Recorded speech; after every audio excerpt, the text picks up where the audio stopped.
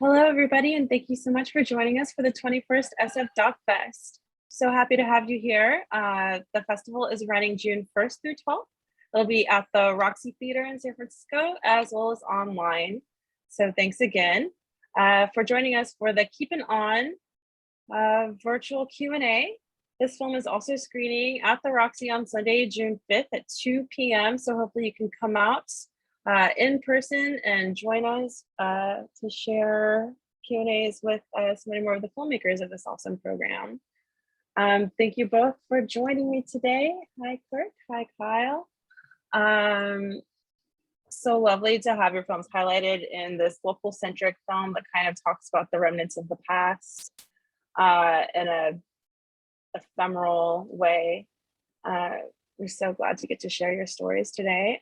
If we could just kick it off with having you each introduce yourself and tell us which film you're here with. Hi, Kirk. Hi, my name is Kirk LeClaire, and I'm here with Every 100 Miles Across America with Robert Frank. It's a film I made with my friend Finley Fryer, and it's a road trip from 1975. So that about sums it up. Some rare unseen footage taken by both Finley Fryer and Robert Frank on their on the journey across the country, and it was a kind of a pivotal moment for a student and a mentor with a filmmaker and a filmmaking student and a filmmaker, and it resulted in a lifelong friendship between the two that continued until Robert's death in, I think, 2018. I'm not exactly sure about that, but it's got some interesting stuff. So I hope that you guys enjoy it.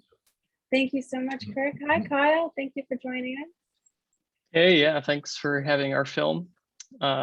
So myself and my frequent collaborator, Colin Rosemont, who can't be here today, made A People's History of Cement in the town of Davenport, California, just a few miles up the road from me here in Santa Cruz. So happy to be here.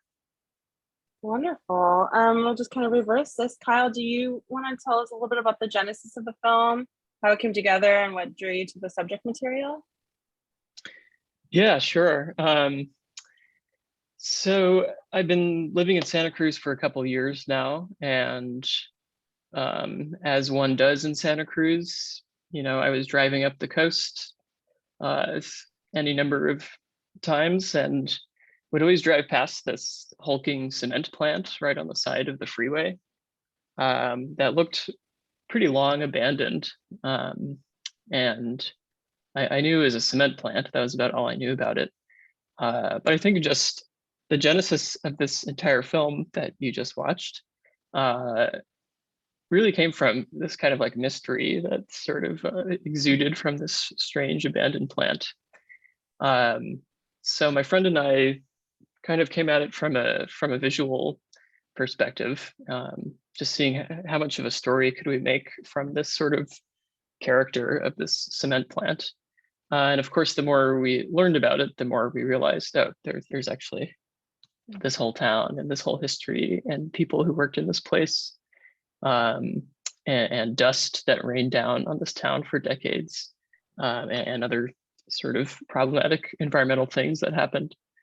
So that was basically the genesis, and it was quite easy to find sort of the main character of this film, the main human character, I would say, the historian Alverda Orlando, who's an amazing 92-year-old woman who all it took was a Facebook message, and I learned that she lived about 5 blocks up the street from me. And so really in one weekend, we filmed this whole project. And yeah, we're lucky enough to have Alverda help us through and sort of point us in the right directions. So. Awesome. Yeah, I mean, obviously I have driven past that plant 100 times and I never really thought what the community was around it. It's kind of just that town that you stop in to get gas, like going up towards Santa Cruz.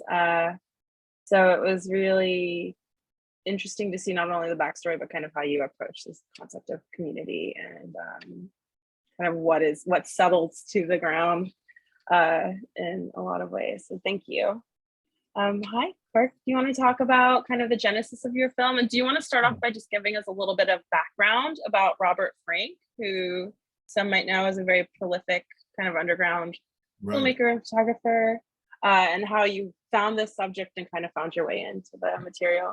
Well, Robert Frank is one of the top 5, maybe top 10 American photographers, and most famous mostly for his book, or not mostly, but the Americas from the 50s. He's a Swiss-German film photographer and filmmaker, actually, starting in the late 60s, and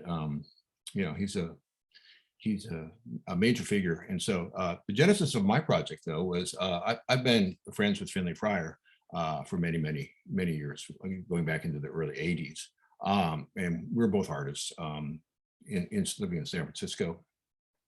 And I knew about this footage he had. He shot all the Super 8 footage with Robert. And I didn't really know the total backstory. And Finley had made this film with Super 8 and edited it in camera and spliced some stuff together. And he had it digitally,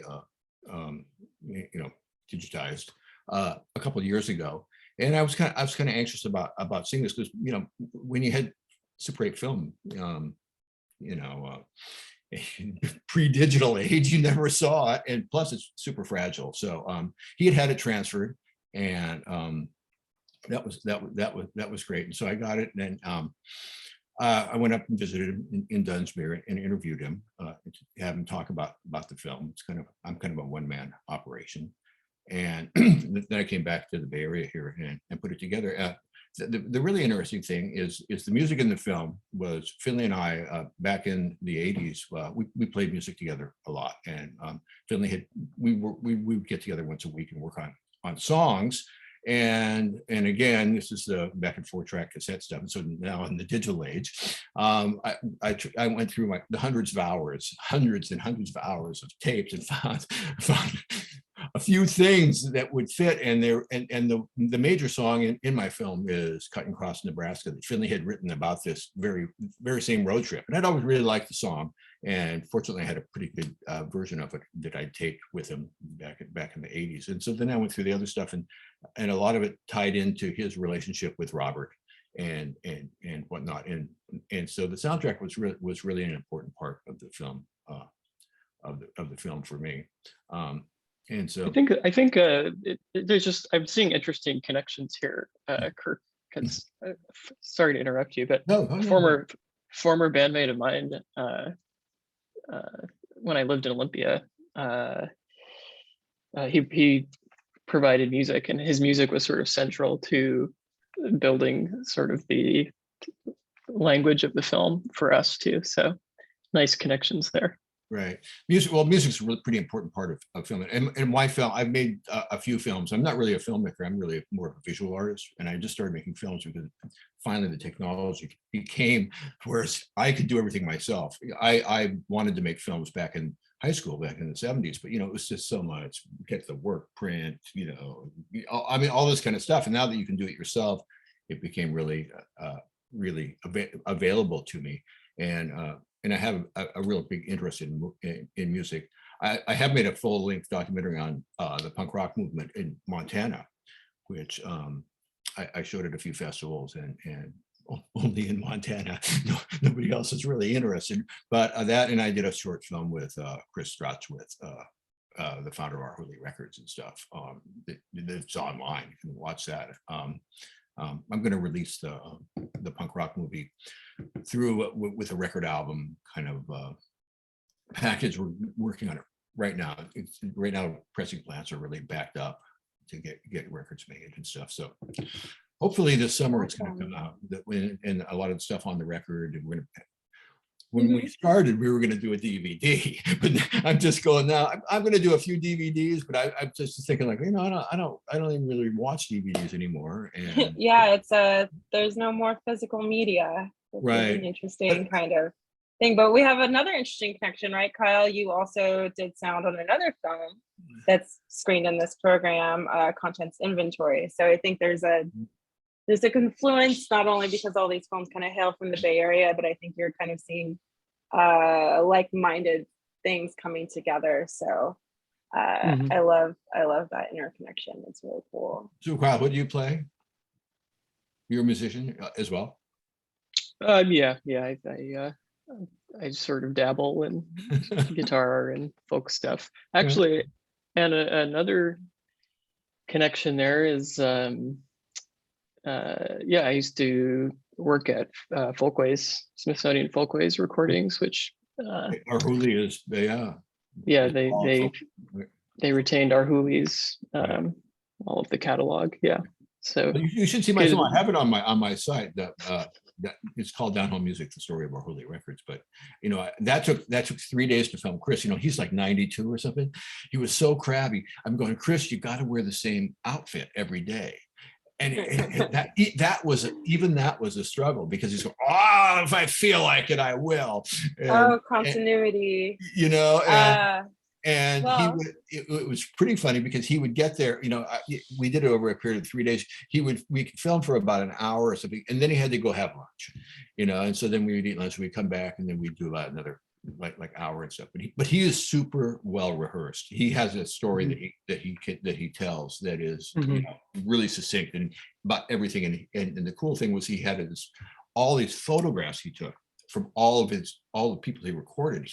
They were his photos. I didn't even get any permission, because they're just on the wall. And I took that photo, with Mississippi, Fred McDowell, out in his front yard, and he's under the tree there, and it was a pretty interesting thing. But it happened about a week before the pandemic, and I wanted to go back and do some stuff.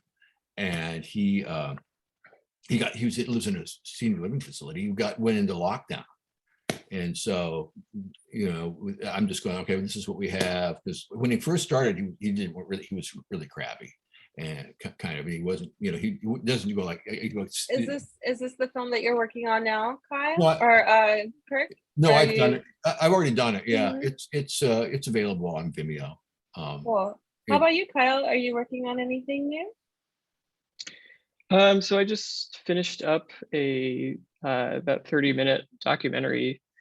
It's all about salmon, actually, here in Santa Cruz, which people don't really think about. But interestingly enough, the first salmon I saw in Santa Cruz, and these are salmon that come inland, up tiny little creeks and streams, and what we call a river here in Santa Cruz, which probably doesn't look like many other rivers in the world.